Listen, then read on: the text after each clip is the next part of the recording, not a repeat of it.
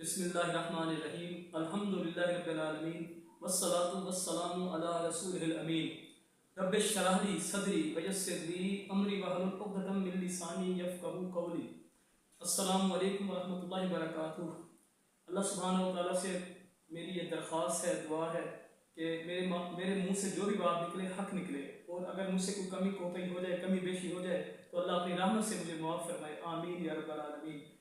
कुल हम सना अल्लाह सुब्हानहू व तआला के लिए कि जिसने मुसलमानों को इंसानियत की क़यादत तकरीबन 1000 साल तक की। ये और बात है कि मुसलमान जब अल्लाह को नाराज़ करेंगे, इसी वजह से ये खस्ता हाली बदहाली आप जो भी इसको कहें कि मुसलमानों को जो ज़वाल है, जब अल्लाह को नाराज़ करेंगे तो फिर हम कैसे क़यादत कर सकते हैं। इंसानियत की क़यादत की तकरीबन 1000 साल तक मुसलमानों ने, और बेशुमार दरूद व सलाम मोहम्मद सल्लल्लाहु अलैहि वसल्लम की ज़ात अक़दस पर कि फ़तह मक्का के बाद हुनैन और तैफ से फ़तहयाब होकर उन्होंने जहराना के मकाम पर क़याम पजीर हुए, वो जहाँ से उम्र भी लोग करते हैं, उम्र के लिए आते हैं। आज जो उन्वान है वो है किसरा के कंगन एक बद्दू की बाहों में। इसके बारे में तज़किरा होगा कौन सा बद्दू था और कंगन कहाँ के थे, ये सारे इसमें मैं आपको बता दूंगा इंशाअल्लाह ताला। 2 ऊँटनियों का काफिला रवां दवां था यसरब की तरफ। मदीना मुनव्वरा का जो पुराना नाम था यसरब था, तो वो रवां दवा था और 2 ऊँटनियों पे 4 अफराद सवार थे, यानी कि 2-2 अफराद एक ऊँटी पे सवार थे। तो इनमें जो ये रवां दवा था, ये काफिला यसरब की तरफ, तो एक शख्स उस पर जो बैठा था, एक सवार, तो उसकी दाढ़ी के कुछ बाल सफ़ेद थे। अच्छा, वो जो सवार एक था, वो कभी आगे देखता कभी पीछे देखता, तो वो इस ताक़ुब में था कि कोई, यानी कि इस तरह वो देखते थे जैसे कोई भी खुदा ना खासा कोई दुश्मन हमला अगर ना हो तो मैं उसके लिए मैं तैयार हूँ, यानी कि इस धुन में थे कि कोई, यानी कि अगर कोई ऐसा शख्स आज दुश्मन आ जाते तो वो इस धुन में थे कि तो मैं उसकी तरफ से चुकन्ना हो जाऊँ, यानी कि मैं उसको यानी कि वो नुकसान न पहुँचा सके। अच्छा, तो ये शख्स कौन थे? ये थे सैयदना अबू बकर सिद्दीक़ रज़ी अल्लाह तआला अन्हु, जो सिद्दीक़ अकबर थे रज़ी अल्लाह तआला अन्हु। ये थे सैयदना अबू बकर सिद्दीक़ रज़ी अल्लाह अन्हु। और इस काफ़िले के जो इमाम थे वो इमाम कायनात थे, सैयदुल बशर थे, वो नबी करीम सल्लल्लाहु की ज़ात मुतहरा पाक नबी मोहम्मद सल्लल्लाहु अलैहि वसल्लम रहमत आलम सरवर आलम इस काफ़िले के इमाम थे। अच्छा, ये काफ़िला रवां दवां था, जा रहा था, तो अपना सराका बिन मालिक, ये वही बद्दू है जिसकी मैं बात आपको मैं तज़किरा है, ये वही सराका बिन मालिक था जो बनु मुदरज का था। बनु या बनी कबीले को कहते हैं, तो मुदरज कबीला, तो वहाँ का ये सरदार था, इसका नाम सराका बिन मालिक था।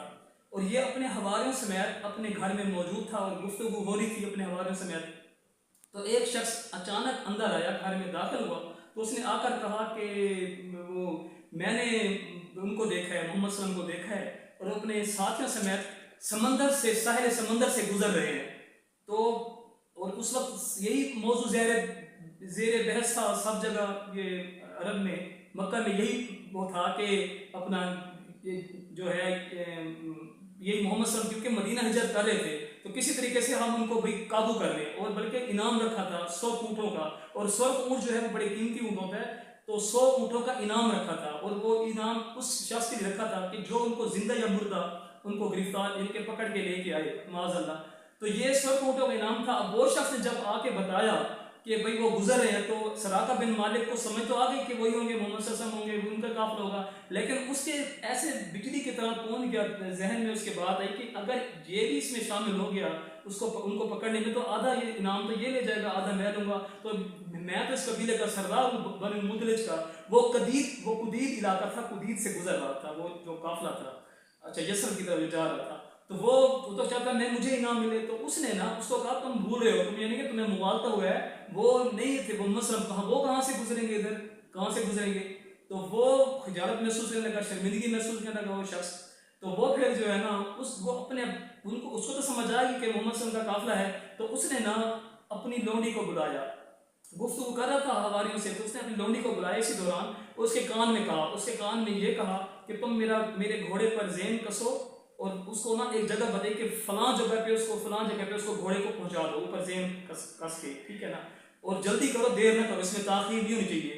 तो क्योंकि वो चाहता था कि मैं ताक़ुब करूँ और मैं उन पर काबू पाऊँ, मैं उनको पकड़ूँ जाके। तो वो जब अपने उनसे गुफ्तगू कर रहा था हवारियों से, तो फिर उसको और फिर मौजू उसने शुरू कर दिया ताकि वो बात उनके लोगों से भी जहन से निकल जाए। तो फिर थोड़ी देर के बाद जब उसको महसूस अंदाज़ा होगा कि वो अब पहुंच गई होगी फलां जगह पे उसने पहुंचना था, उसकी लोनी ने घोड़े को लेके जाना था जिस जगह पे, तो वो फिर उसने अपने हवारियों से कहा कि कोई कोई बहाना बना रही, उसे घर का भी ज़रूरी काम है, तो वो चला आया और फिर वो घर के पिछवाड़े से ना वो निकला ताकि कोई और लोग उसको न देख सके, और वो जाके घोड़े पे बैठा और अपना नेज़ा हाथ में लेके उसने सर पर यानी कि तेज घोड़े को दौड़ा दिया, इतना तेज दौड़ाया कि कहीं यानी कि थोड़ा सा आगे जाके घोड़ा वो लड़खड़ा के गिर गया और वो भी गिर गया।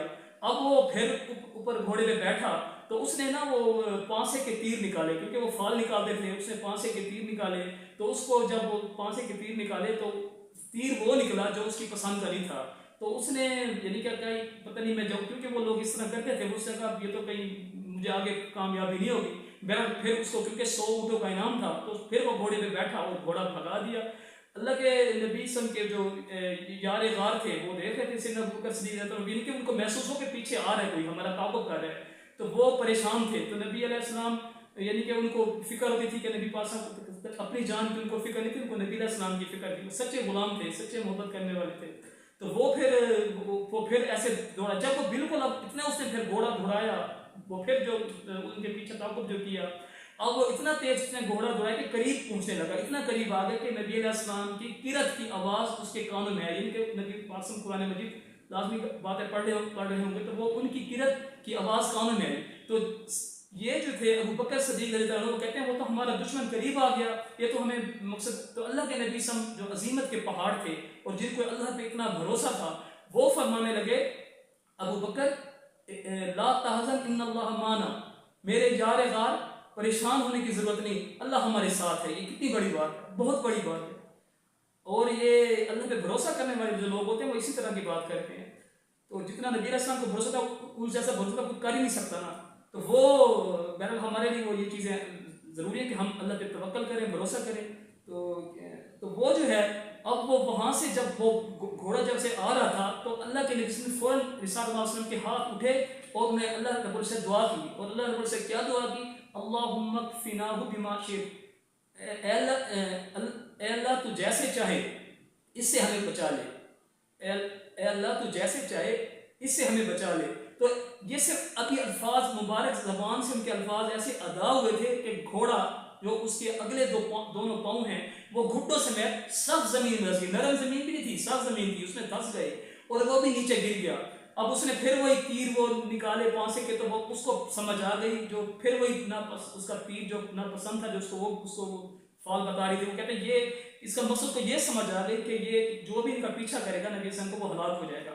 फिर उसने आवाज़ दी, यानी कि काफिले वालों को आवाज़ दी और कहा मोहम्मद सल्लल्लाहु अलैहि वसल्लम, काफिले वालों मुझे अब पता चल गया है, मैं आपका पीछा नहीं करता, आप अल्लाह से मेरे लिए दुआ करें ताकि मैं इस यानी कि मुझे जो मुसीबत है मेरे से जान मेरी छूट जाए। तो नबी अलैहिस्सलाम ने फिर उसके दुआ फरमाई। उस दुआ की वो बरकत से, उस दुआ की कबूलियत से जो है ना वो फिर वो ज़मीन ने उसको छोड़ दिया। वो फिर उसके बाद वो फिर आया नबी अलैहिस्सलाम के पास। तो नबी अलैहिस्सलाम से आके उसने अर्ज़ किया कि अल्लाह के रसूल सल्लम मुझे पता चल गया कि, और उसको ये भी पता चल गया कि नबी अलैहिस्सलाम अब गालिब आके रहेंगे क्योंकि मैं नाकाम हुआ हूँ और जो भी इनका पीछा करेगा नाकाम होगा। और ये भी कहा नबी अलैहिस्सलाम को कि मैं जो है ना मैं पीछे अब जाऊंगा और उनको भी जाके मैं उनको भी मना करूंगा कि आपका पीछा न करें, आप वो इधर आपका ताक़ुब न करें। तो फिर उनको ये कहा कि वो आपके लिए इनाम रखा है, उन्होंने कुरैश वालों ने, कुफार ने जो 100 ऊँटों का इनाम रखा है, उस सारा बताया, उनके अज़ैम बताए कि तो नबी अलैहिस्सलाम से फिर उन्होंने ऑफ़र की, पेशकश की कि अगर आपको कोई ज़्यादा राज चाहिए, साजो सामान, तो नबी अलैहिस्सलाम ने रोक दिया, यानी कि नहीं लिया। लेकिन अल्लाह के नबी ने फरमाया कि राजदारी से काम लेना, ये जाके ये बात यानी कि उनको ठीक है। लेकिन उस शख्स ने फिर कहा, सराका बिन मालिक ने, कि मुझे अमान नामा लिख दे ताकि मेरे पास निशानी को रह जाए। तो नबी अलैहिस्सलाम ने आमिर बिन फहीरा जो अबू बकर सिद्दीक़ रज़ियल्लाहु अन्हु के गुलाम थे, तो वो उन्होंने वो लिखा, क्योंकि अल्लाह के नबी सब तो उम्मी थे, न लिखना जानते थे न पढ़ना जानते थे, तो उन्होंने वो लिख दिया अमान नामा। उसने कहा कि मेरे पास आपकी निशानी रहेगा कि कल कलाम को अगर मुलाकात हो तो मेरे पास निशानी हो। तो वो फिर वापस गया। तो फिर जब वापस गया तो लोग उनके पीछे, वो इधर जो आ रहे थे लोग ताक़ुब के लिए, तो उसने कहा इधर ना जाओ, तुम्हारे हिस्से का मैं काम कर चुका हूँ, तुम ना और जगह ढूंढो। नबी अलैहिस्सलाम इस तरफ नहीं है। नबी अलैहिस्सलाम जब मदीना मुनव्वरा बाहिफाज़त अल्लाह ताला की रहमत और मदद से वो पहुँच गए तो उसने ये वाक़या फिर लोगों को बताया सराका ने। अच्छा, वक्त गुजरते देर ही लगती, वक्त गुजरता गया। फतह मक्का हो गया, हुनैन और ताइफ से जब फतह याब हो के नबी अलैहिस्सलाम फिर जैराना के मकाम पे आए जहाँ से लोग उम्रे के लिए जाते हैं। तो जैराना पे उन्होंने क़याम पजीर हुए, तो वहाँ पे ये सराका बिन मालिक वहाँ पे गया, तो वहाँ पे उनके जो दस्ता था नबी अलैहिस्सलाम के जैसी हिफाजत के लिए, तो एक दस्ते एक बंदे ने कहा, जो घुड़सवार था, उसने कहा तुम इधर किधर जा रहे हो मुंह उठा के। उसने कहा मैं सराका बिन मालिक हूँ, और वही खत जो था वो चमड़े पे लिखा था, आमिर बिन फील, उसको कागज तो नहीं थे ना, तो अमाननामा चमड़े पे लिखा, चमड़े के टुकड़े पे। तो जब नबी अलैहिस्सलाम को वो टुकड़ा, वो चमड़े का टुकड़ा यानी कि अमाननामा दिखाया, तो नबी अलैहिस्सलाम तो सुभान अल्लाह, वो समझ गए कि वही सराका बिन मालिक है जिसको ये अमाननामा लिख के मैंने कहा था आमिर बिन फील को लिख के दिया था। तो उन्होंने कहा कि आज वफा का दिन है, आज वफा निभाने का दिन है, आज एहसान और नेकी करने का दिन है। तो फिर उनसे मुलाकात हुई सराका बिन मालिक की, और अल्लाह पाक ने जो सबसे पहली जो सराका बिन मालिक को अल्लाह ने सरफराज किया इस्लाम की दौलत से, सहाबी बनने का उनको शर्फ हुआ, सादत हुई, ये खुश नसीबी है उनके लिए, ये खुशबख्ती है सराका बिन मालिक के लिए। अच्छा ये हो गया। हाँ, तो नबी अलैहिस्सलाम ने फिर जब वो जाने लगा ना, सराका बिन मुसलमान हो गया था, इस्लाम का सच्चा सिपाही हो गया, जब जाने लगा तो नबी अलैहिस्सलाम ने फरमाया, अचानक फरमाया सराका बिन मालिक को, सराका तुम्हें कैसा लगेगा कि कसरा बिन हरमस के दोनों कंगन, पेटी और ताज तुम्हें पहनाया जाए।